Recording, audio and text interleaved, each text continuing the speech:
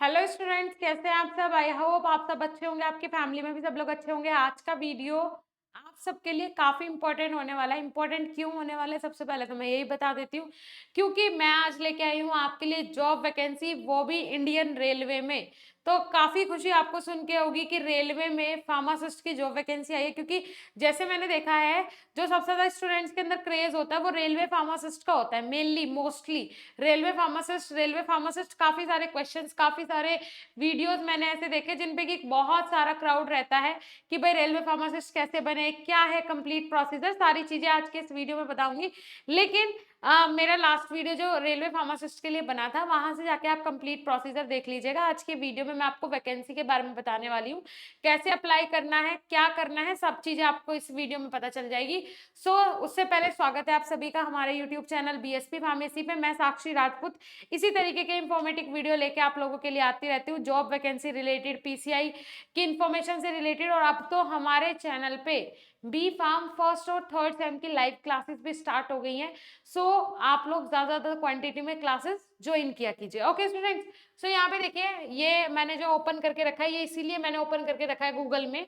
आपने सर्च करना है गूगल में नॉर्थन रेलवे। जैसे ही आप नॉर्थन रेलवे सर्च करेंगे गूगल पे, तो ये ऑफिशियल जो वेबसाइट है, इसी पे आपने क्लिक करना है। नॉर्थन रेलवे की ऑफिशियल वेबसाइट है, ये इस तरीके से ओपन होके आपके सामने आ जाएगी। क्लियरली दिख रहा है, ये देखिए, आपको ये इस तरीके का इंटरफेस दिखेगा। क्लियर। तो यहाँ पे आपको न्यूज एंड रिक्रूटमेंट इंफॉर्मेशन पे क्लिक करना है। जैसे ही आप क्लिक कर देंगे तो यहाँ पे आपको दिखेगा मेनली आपको क्या दिखने वाला है, देखिए ये आ गया आपके सामने। तो यहाँ पे हमें न्यूज एंड अनाउंसमेंट पे जैसे ही हम क्लिक करते हैं न्यूज एंड अनाउंसमेंट में, तो हमें फिर भी कुछ भी यहाँ पे दिखाई नहीं दे रहा है ज्यादातर। तो फिर हमें दोबारा से बैक आ जाना है। बैक आने के बाद अगर मैं बात करूं यहाँ पे रिक्रूटमेंट इन्फॉर्मेशन, जैसे आप रिक्रूटमेंट इन्फॉर्मेशन पे क्लिक करेंगे तो कुछ इस टाइप का इंटरफेस आपके सामने आ जाना है। इसमें देखिए, फर्स्ट जो ये वैकेंसी आई है, ये 15/11/2022 को आई है। उसके बाद अगर मैं बात करूं यहाँ पे देखिए, interview for engagement of candidate against vacancies existing in paramedical categories on contract basis. मैं आपको बता दूं, ये जो जॉब वैकेंसी है ये कॉन्ट्रैक्ट बेसिस है। बिकॉज ये परमानेंट इसलिए नहीं है क्योंकि गवर्नमेंट ने नहीं निकाली, ये प्राइवेट बेसिस पे निकाली गई है। जो गवर्नमेंट एम्प्लॉयज होते हैं, ठीक है जी, जैसे कि मैंने आपको बताया था रेलवे में वैकेंसीज मोस्टली कैसे निकलती है और कॉन्ट्रैक्ट बेसिस निकलती कैसे है। जब ये गवर्नमेंट सेक्टर में होती है तो ये गवर्नमेंट जॉब क्यों नहीं होती, कॉन्ट्रैक्ट बेसिस का मतलब क्या होता है, क्या जरूरत पड़ जाती है इसकी, इसके बारे में भी डिटेल में समझाऊंगी। अगर आप लोग बोलेंगे तो इसे मैं डिटेल में जरूर आप लोगों को समझा दूंगी नेक्स्ट वीडियो में। अभी मैं थोड़ा सा आपको इसके बारे में बताऊंगी। देखिए, कॉन्ट्रैक्ट बेसिस जॉब क्या होती है, जो गवर्नमेंट सेक्टर के जो एम्प्लॉयज होते हैं, अगर ऐसा होता है, मान के चलिए, मैं आपको एग्जाम्पल के थ्रू समझा देती हूँ, बाद में डिस्कस करेंगे हम इसको। देखिए, अगर मैं एग्जाम्पल लूं, एक सेकेंड वेट कीजिएगा, ठीक है जी। अगर मैं यहाँ पे एग्जाम्पल लूं, एग्जाम्पल है, ठीक है जी, एग्जाम्पल, अगर कोई भी गवर्नमेंट सेक्टर है, अगर रेलवे ही है, ठीक है, रेलवे का मैंने एग्जाम्पल ले लिया। इफ अगर रेलवे है, ठीक है, ठीक है, रेलवे फार्मासिस्ट की जॉब वैकेंसी निकल रही है, रेलवे है, ठीक है। अब क्या होता है, रेलवे के जो बड़े बड़े जोन होते हैं, जैसे कि बड़ी बड़ी सिटीज होती हैं, वहां पे रेलवे के क्या होते हैं, हॉस्पिटल्स होते हैं, ठीक है। अलग से इनके लिए क्या बनाए जाते हैं, हॉस्पिटल्स बनाए जाते हैं। अब अगर हॉस्पिटल है तो वहां पे नर्सिंग वाला बंदा भी होगा, डॉक्टर भी होगा और एक फार्मासिस्ट भी होगा, ठीक है जी। अब क्या होता है, सरकार जो है यहाँ पे इन हॉस्पिटल्स में, अगर मान के चलिए किसी भी एक पर्टिकुलर, किसी भी एक स्टेट में, ठीक है, किसी भी पर्टिकुलर एक स्टेट में 10 हॉस्पिटल्स में फार्मासिस्ट की रिक्वायरमेंट है, 10 हॉस्पिटल में फार्मासिस्ट की रिक्वायरमेंट है, 12 हॉस्पिटल में फार्मासिस्ट की रिक्वायरमेंट है। लेकिन अभी देखने को मिल रहा है कि कोई भी जॉब वैकेंसी नहीं आ रही है और किसी भी जॉब वैकेंसी के आने के चांसेस भी नहीं है, ठीक है। अगर ऐसा लगता है भाई चांसेस भी नहीं है, तो इस केस में क्या होता है, इस केस में होता ये है, जैसे कि जितने भी हेड होते हैं, जितने भी हेड होते हैं इन हॉस्पिटल्स के, वो क्या करते हैं, खुद अपने लेवल पे ये जॉब वैकेंसीज निकाल देते हैं। इतनी ने अथॉरिटी होती है, जैसे कि आप एग्जांपल ले लीजिए, कोई भी स्कूल है, कोई भी कॉलेज है, 12th लेवल तक का मोस्टली ये होता है कि भाई अगर केमिस्ट्री का टीचर अभी नहीं है, अगर केमिस्ट्री का टीचर नहीं है तो वहां पे क्या आ जाएगा, ट्यूटर आ जाएगा, ठीक है, उसकी जगह क्या आ जाएगा, ट्यूटर आ जाएगा। तो कॉलेज का जो प्रिंसिपल है, जो स्कूल का प्रिंसिपल है, वो क्या करेगा,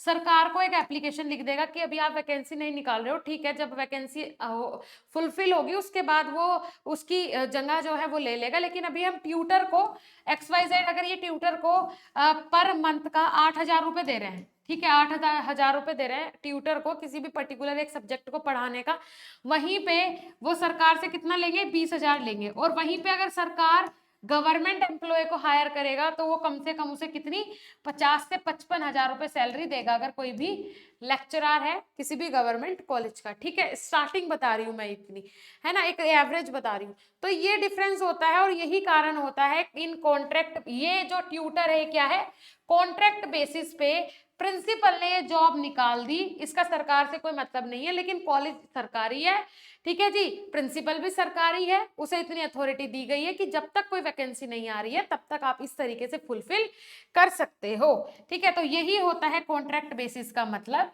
कोई भी हेड होगा, कोई भी हेड ऑफ द डिपार्टमेंट होगा, उनकी मीटिंग होगी और मीटिंग होने के बाद डिसाइड होगा कि अब 15 वैकेंसी निकाल देते हैं और वो कॉन्ट्रैक्ट बेसिस पे होगी। कॉन्ट्रैक्ट भी इस तरीके से होगा कि अगर हेड को पता है, ठीक है, अथॉरिटी को पता है कि भाई 1 साल बाद ये वैकेंसी आनी है, 1 साल बाद ये वैकेंसी आनी है, तो मान के चलिए 31 मार्च से ये वैकेंसी, ये जो आपका नोटिफिकेशन है जारी हुआ, तो ये लोग बोल देंगे नेक्स्ट ईयर 31 मार्च तक ही हो सकता है ये, ठीक है जी, 31 मार्च तक ही हो सकता है, अदरवाइज ये थोड़ा सा कम भी हो सकता है, 1 साल के अंदर ही ये इसकी जो कॉन्ट्रैक्ट है वो फाइनल करते हैं। ठीक है, तो ये कंप्लीट प्रोसीजर होता है। होप कॉन्ट्रैक्ट बेसिस और आपको गवर्नमेंट जॉब का मतलब समझ में आ गया होगा। ठीक है जी, चलिए अब अपने नोटिफिकेशन पे सीधा मूव ऑन करते हैं, राइट।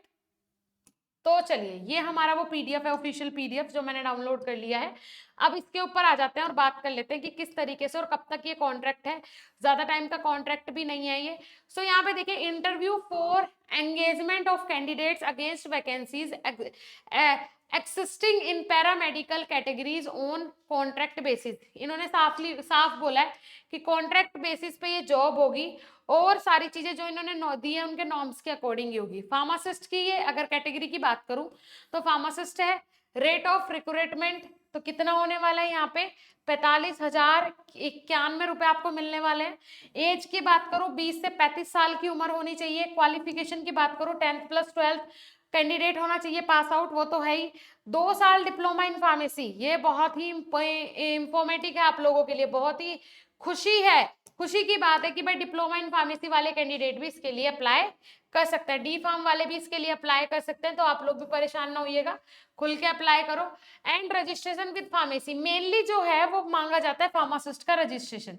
तो जिसका रजिस्ट्रेशन आ गया, अगर यूपी का कोई बंदा है तो वो कहीं ना कहीं इसके लिए मात खा जाएगा। यूपी में रजिस्ट्रेशन आने में 1.5 से 2 साल भी लगा दे रही है यूपी की काउंसिल, ठीक है जी। सो अगर वो रजिस्टर्ड फार्मासिस्ट है अपने स्टेट फार्मेसी काउंसिल पे तो वो इसके लिए अप्लाई कर सकता है।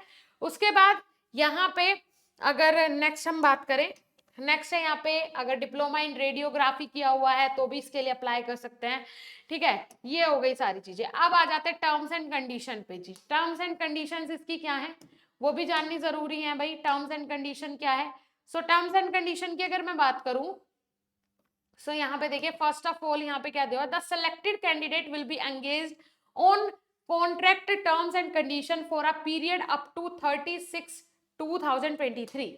जी हाँ, ये जो कॉन्ट्रैक्ट होने वाला है, ये कॉन्ट्रैक्ट होने वाला है 30/6/2023 तक ही। तो ये बात अपने दिमाग में पहले से कैप्चर करके रखिएगा। लेकिन कॉन्ट्रैक्ट बेसिस की मैं एक और खुशी की बात आपको बता दूं, इसमें क्या होता है, जिस तरीके का आपका परफॉर्मेंस होता है, अगर आपका परफॉर्मेंस अच्छा है तो आपको परमानेंट भी कर लिया जाता है।